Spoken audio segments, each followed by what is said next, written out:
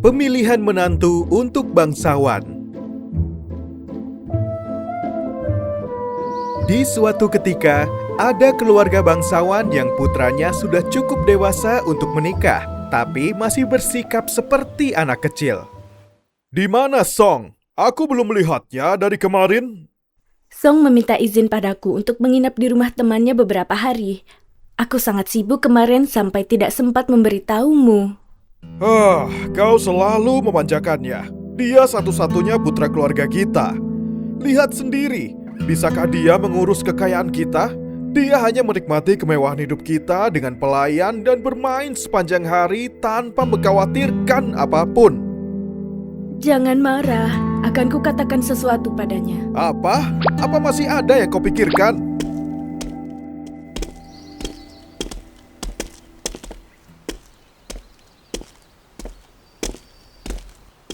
Song, kenapa kau menyelinap di sekitar sini? Ayah, aku... Ke kamarku, ada yang harus kubicarakan. Baik, Ayah. Maafkan aku, Ayah. Aku bilang pada Kyung, jangan mengajakku keluar. Kemarin ada urusan keluarga, tapi dia tetap memaksaku ikut dengannya. Tak ada yang memaksamu jika kau benar-benar tak mau. Ibumu dan aku sudah memutuskan untuk memilihkan istri untukmu. Kau mau? Apa? Memilih istri? Itu benar. Kurasa sudah waktunya kau menikah. Dengan pasangan, kau akan lebih dewasa karena kau harus mengurus keluargamu sendiri. Baik, Ayah. Jika itu yang kau putuskan, akan ku ikuti. Kau ingin istrimu seperti apa? Lebih cantik, lebih baik, Ayah. Kau hanya butuh istri yang cantik. Ya, terserah padamu, Ayah. Kalian punya pertimbangan lebih baik atas orang daripada aku.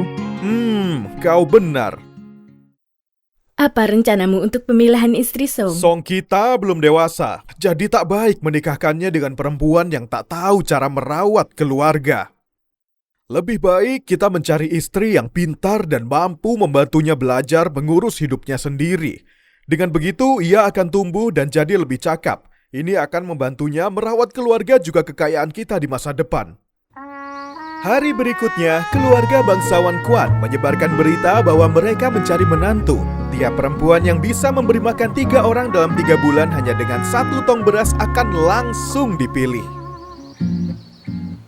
Akan kuberitahu putriku segera. Ini satu kesempatan dalam 1000 tahun.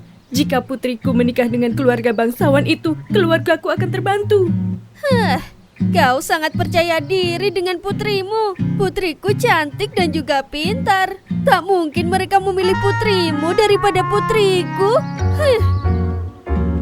Tunggu dan lihat saja. Akan kubuktikan bahwa putriku bisa memberi makan 3 orang hanya dengan 1 tong beras sesuai dengan waktu yang diminta keluarga bangsawan Kwan. Jangan berhayal. Takutnya tantangan itu hanya sebagian. Jangan lupa, hubungan yang cocok juga jadi kunci di sini. Berita bahwa bangsawan Kwan mencari menantu perempuan tersebar kemana-mana. Mendengar hal itu, bangsawan wanita lain berdatangan. Mereka semua datang dari kalangan keluarga yang kaya dan berwibawa. Sempurna untuk jadi besan keluarga Kwan.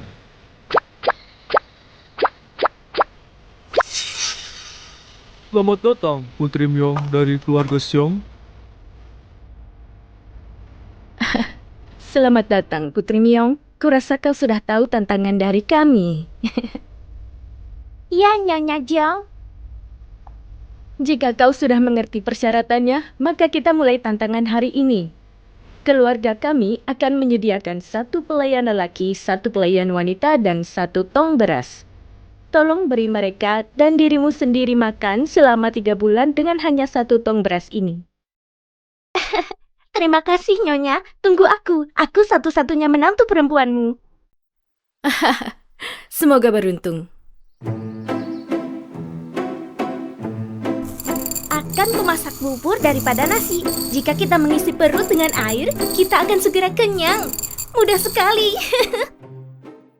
10 hari kemudian. Tuan Putri, kurasa kami akan segera pingsan karena kelelahan. Aku mulai berhalusinasi sekarang. Tapi berasnya sudah sedikit. Meskipun aku mencoba berhemat sekuat tenaga, kalian lihat, aku tak memboroskan apa-apa. Kadang buburnya hanya air. Apa yang harus kulakukan?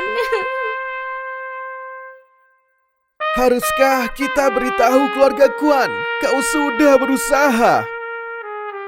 Ayah, kudengar pelayan bilang tak ada satupun perempuan yang lulus tes. Apakah itu benar? Bisa dimengerti, nak. Bagaimana ya? Apa maksudmu bisa dimengerti? Orang dewasa harus makan paling tidak 1 tong nasi sebulan, bahkan jika proporsinya dikurangi. Masih mustahil hidup hanya dengan 1 tong beras untuk 3 bulan. Jadi, para gadis yang kesini tak peduli sehemat apa mereka makan atau minum, mereka tak akan bisa menyelesaikan tantangan dan menyerah. Jadi apa fungsinya memberi tantangan kalau tak ada yang bisa lulus? Itu tidak masuk akal.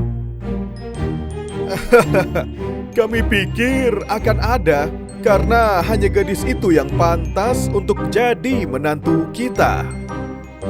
Sepertinya orang tuaku mengolokku ya. Di desa terpencil, hidup seorang petani miskin. Ia memiliki putri yang sangat bekerja keras, tapi karena keluarganya terlalu miskin, tak ada yang ingin menikahinya. Ayah, ayo minumlah. Terima kasih, Jiang. Ayah, aku ingin mengatakan sesuatu. Katakanlah, aku mendengarkan. Keluarga bangsawan di desa sebelah mengumumkan jika ada gadis yang bisa memberi makan 3 orang selama 3 bulan dengan 1 tong beras, dia akan dipilih jadi menantu perempuan. Aku ingin ikut tes itu. Tolong izinkan aku ke sana, Ayah. Aku juga sudah mendengarnya, tapi beberapa gadis yang datang tak bisa melalui lebih dari 1 bulan. Bisakah kau bertahan selama 3 bulan? Jangan khawatir, Ayah. Percaya padaku dan biarkan aku mencoba.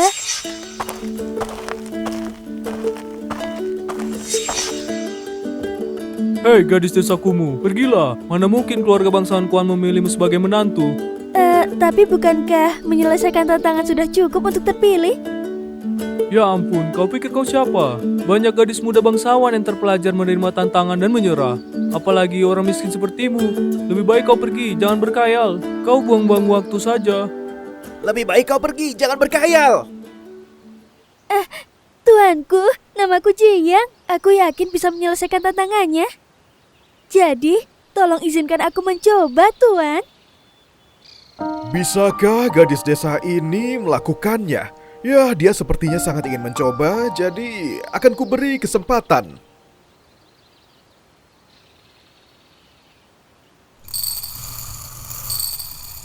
Ya ampun, masa kau memasak sepanci penuh beras seperti itu? Jika terus begini, kurasa 10 hari saja susah dilalui. Jangan khawatir. Ayo makan yang kenyang. Hari kedua. Ya ampun, gadis ini sudah pasti tak akan dipilih jadi menantu Kuan. Itu benar, dia sangat boros. Kupikir karena dia dari keluarga miskin, harusnya dia lebih tahu dari gadis bangsawan itu. Tapi ini lebih baik, lebih cepat beras habis, lebih cepat kita pulang. Hari keempat.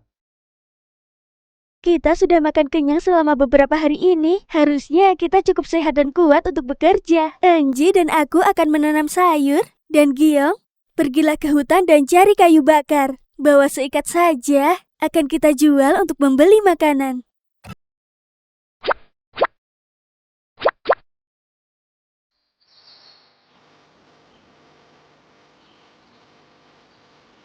Lihat, aku baru saja menukar beras dengan benih ini. Sebentar lagi kita akan punya kebun sayur hijau yang segar. Kau sangat ceroboh. Jika aku jadi kau, tak akan kulakukan. Jika kau tak lakukan apapun, tak peduli seberapa beras yang kau simpan, ia akan terus berkurang. Selama kau tahu cara bekerja, kau tak hanya dapat uang, tapi juga bisa membeli beras dan makanan lagi, hingga tak perlu mengkhawatirkan apapun.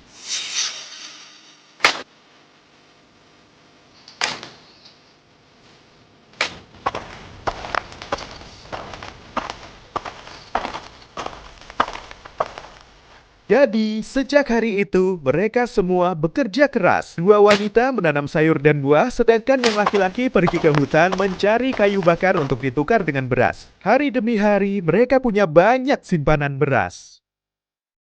3 bulan kemudian. 3 bulan telah berlalu. Aku sudah memeriksa situasinya. Tidakkah kalian semua hanya makan 1 tong beras selama 3 bulan ini?